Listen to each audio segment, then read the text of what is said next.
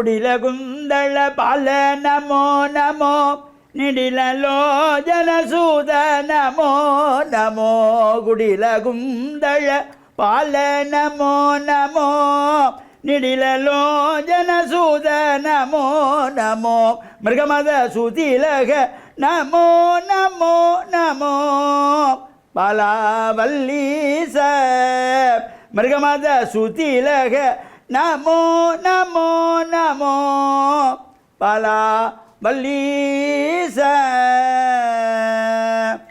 ஓம் நமச்சிவாய. மேன்மைகள் சைவ நீதி விளங்குக உலகமெல்லாம். நோயற்ற வாழ்வே குறைவற்ற செல்வம். அந்த நோய் நொடிகள் இல்லாத வாழ்வு இந்த உலக மக்கள் எல்லோரும் வாழ வேண்டும் என்று கலியுகத்தின் காந்தமல யோதியாகிய சபரிமலை சுவாமி ஐயப்பனுடைய திருவடிகளை சிறந்தாழ்த்தி, அலங்கார கந்தனாம் நல்லூர் கந்தனுடைய திருவடிகளையும் சிறந்தாழ்த்தி, டான் தமிழொலி ஓம் தொலைக்காட்சி நேயர்கள் அனைவருக்கும் சர்வதேச இந்து மத குருபீடம் அகில இலங்கை சபரிமலை ஸ்ரீ சாஸ்தா பீடத்தின் சார்பில் இனிய வணக்கங்களும் நல்லாசிகளும். இன்றும் மங்களகரமான விஸ்வாவசு வருஷம் ஆடி மாதம் 29ஆம் நாள் 14/8/2025 வியாழக்கிழமை. இன்று மலர்ந்திருக்கின்ற இன்றைய பொழுதும் நம் எல்லோருடைய வாழ்விலும் எல்லா விதமான சிறப்புகளும் வெற்றிகளும் கிடைக்க வேண்டும் என்று இஷ்ட தெய்வங்களை குலதெய்வங்களை பிரார்த்தனை செய்து பெற்றோர்கள் பெரியோர்களுடைய அன்பையும் ஆசியையும் பெறுகின்ற பொழுதும் எந்த நாளுமே நமக்கு நல்ல நாளாக அமையக்கூடும். இன்று குருவாரம் என்கின்ற வியாழக்கிழமை. இந்த குருவாரம் வியாழக்கிழமையிலே நாம் ஆசார சீரராக ஆலயங்களில் சென்று வழிபாடுகள் செய்து நவக்கிரகங்களுக்குள்ளே செல்வத்தை அள்ளி கொடுக்கின்ற குபேரன், அந்த குபேர திசை என்று சொல்லுகின்ற வடதிசை நோக்கி அமர்ந்திருப்பார் வியாழ பகவான். அந்த வியாழ பகவானுக்கு மஞ்சள் பட்டி சாத்தி மஞ்சள் மலர்களாலே அர்ச்சனை வழிபாடுகள் செய்கின்ற பொழுதிலும், அதேபோல் சிவனாலயங்களிலே தெற்கு நோக்கி குருமூர்த்தமாக அமைந்திருப்பார் தட்சிணாமூர்த்தி. தட்சிணாமூர்த்திக்கும் இந்த மஞ்சள் பட்டி சாத்தி மஞ்சள் மலர்களாலே அர்ச்சனை வழிபாடுகள் செய்து கொண்டல்கள் நிவேதனம் வைத்து வழிபாடு செய்கின்ற பொழுதிலும் எல்லா விதமான சிறப்புகளும் நன்மைகளும் நமக்கு கிடைக்கக்கூடியது. குரு பார்க்க கோடி நன்மை என்று சொல்வார்கள். அந்த வகையிலே இந்த வியாழக்கிழமையில் நாம் குரு வழிபாடுகளையும் செய்து இப்பொழுது நல்லூர் கந்தப்பெருமானுடைய இந்த அலங்கார கந்தனுடைய மகோற்சவம் நடைபெற்று கொண்டிருக்கின்றது. அது உன்னதமான உற்சவமாக அந்த யாழ்ப்பாண குழாநாட்டே ஒரு தெய்வீக கலையோடு காணக்கூடியதாக, எங்கு பார்த்தாலும் பக்தர்கள் கூட்டம் கூட்டமாக நமது சமய கலாச்சார விழுமியங்களை பாதுகாக்கின்ற வகையிலே ஆடைகள் அணிந்து அங்கு சென்று வழிபாடு செய்கின்ற சிறப்பு. மேல்நாட்டவர்கள் கூட அங்கு வருகின்ற பொழுது தமிழ் கலாச்சாரப்படி மேல்நாட்டு பெண்களெல்லாம் பட்டு சேலை அணிந்து தலைக்கு பூ வைத்து அங்கே வழிபாடு செய்வதையெல்லாம் இந்த ஓம் தொலைக்காட்சியிலே நேரலையாக பார்க்கக்கூடியதாக இருக்கும். அவ்வாறு சிறப்போடு கூடிய வழிபாடு இந்த நல்லைக்கந்தனுடைய வழிபாடு. இந்த உற்சவ காலங்களிலே முருகனை வேண்டி வழிபாடுகள் செய்கின்ற பொழுது இறைவனை இந்த குருமூர்த்தமாகவும் இறைவனை வழிபாடு செய்வது. உற்சவங்களிலே 5 இடங்களிலே இறைவனை வழிபாடு செய்வதாம். நாம் ஏனைய காலங்கள் வருடம் பூராவும் எல்லா இடத்திலும் இறைவனை நாங்கள் தரிசனம் செய்கின்ற பொழுதிலும் சிறப்பாக இந்த உற்சவ காலத்திலே 5 இடத்திலே இறைவனை காணலாம் என்பார்கள். மூலமூர்த்தியிலே, கொடிஸ்தம்பத்திலே, யாகசாலையிலே, அதேபோல் இங்கே வைக்கப்படுகின்ற கும்பத்தின் வடிவிலே, பூஜைகள் செய்கின்ற சிவாச்சாரியார் வடிவிலே இறைவனை காணலாமாம். அதனாலே தான் முருகப்பெருமான் பல்வேறு வடிவங்கள், எத்தனையோ வடிவங்கள் எடுத்த பொழுதிலும் அருணகிரிநாதர் தனக்கு அருள் குறிப்பதற்கு குருமூர்த்தமாக வர வேண்டும் என்று கேட்டிருப்பார்.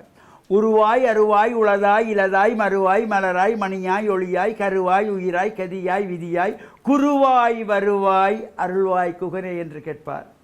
எத்தனையோ வடிவங்கள் நீ எடுத்திருக்கிறாய்.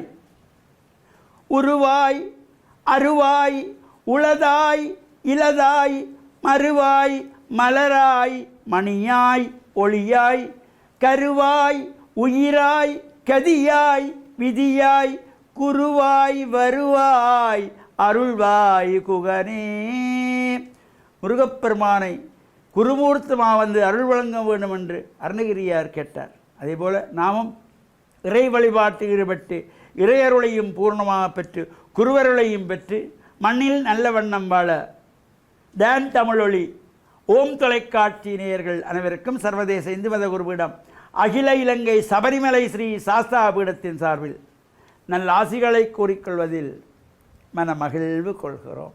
சர்வே ஜனாஹாம் சுகினோ பவந்து சமஸ்த சன் மங்களானி சந்து சுபம்.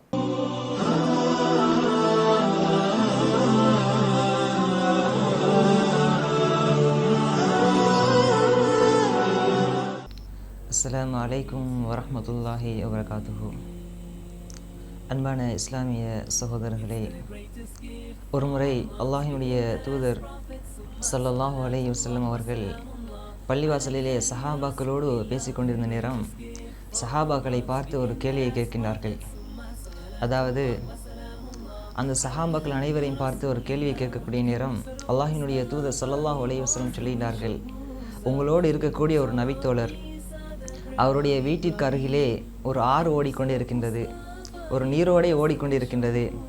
இந்த ஆற்றிலே இந்த மனிதர் ஒவ்வொரு நாளும் 5 தடவைகள் குளிக்கின்றார். இவ்வாறு 5 தடவைகள் குளிக்கக்கூடிய இந்த நபித்தோழருடைய உடம்பிலே ஏதாவது அழுக்குகள் இருக்குமா, ஏதாவது துர்நாற்றங்கள் வீசுமா என்று அந்த நபித்தோழர்களை பார்த்து கேட்டவுடன் அந்த நபித்தோழர்கள் கூறினார்கள், அதாவது அல்லாஹ்வினுடைய தூதரே, இந்த மனிதர் ஒவ்வொரு நாளும் குளிக்கின்றார், இந்த மனிதருடைய உடம்பிலே எந்த ஒரு அழுக்குகளும் இருக்காது, இந்த மனிதனுடைய உடம்பிலே எந்த ஒரு தூர்நாற்றமும் வீசாது. அந்த நேரத்திலே அல்லாஹ்வினுடைய தூதர் ஸல்லல்லாஹு அலைஹி வஸல்லம் அவர்கள் சொன்னார்கள், இதே போன்றுதான் ஒரு மனிதர் இந்த உலகத்திலே அவனுக்கு கடமையாக்கப்பட்ட 5 நேர தொழுகைகளையும் சரியான முறையிலே தொழுகின்றார்.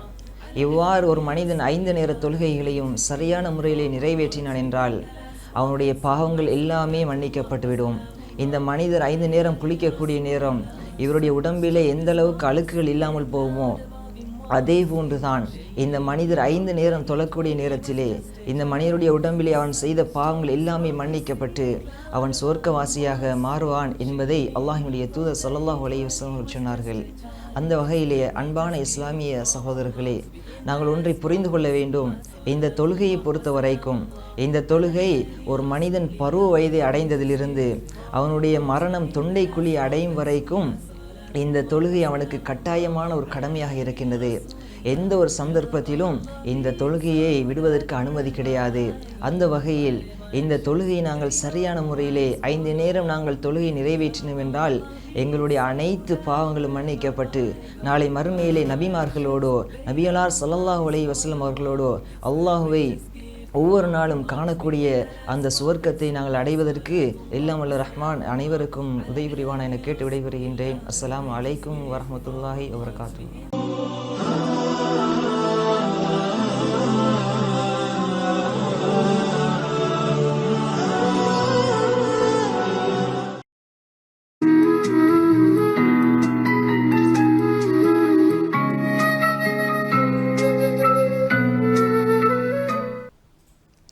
இறை இயேசுவில் என் அன்பு நெஞ்சங்களே, கிறிஸ்தவ நற்சிந்தனை வேளையில் உங்களை சந்திப்பதிலே பெரும் மகிழ்வு கொள்கின்றேன்.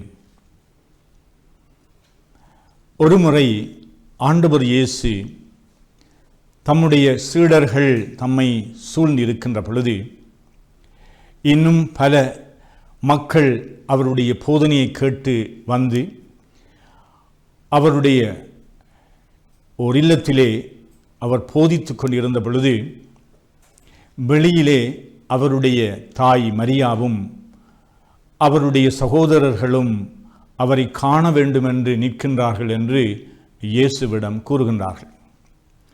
அப்பொழுது இயேசு அந்த சந்தர்ப்பத்தை பயன்படுத்தி அவருடைய போதனையின் ஒரு முக்கிய உட்பொருளை செய்தியை கூறுகின்றார்.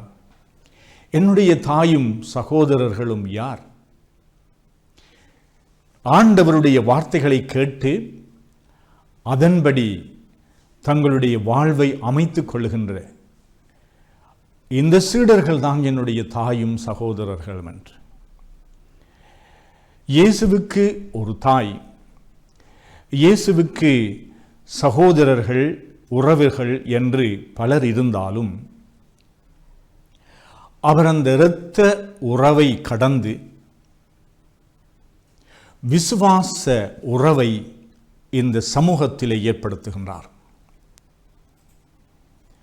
இறை நம்பிக்கையாளர்கள் எல்லோரும் ஆண்டவருடைய பிள்ளைகள்.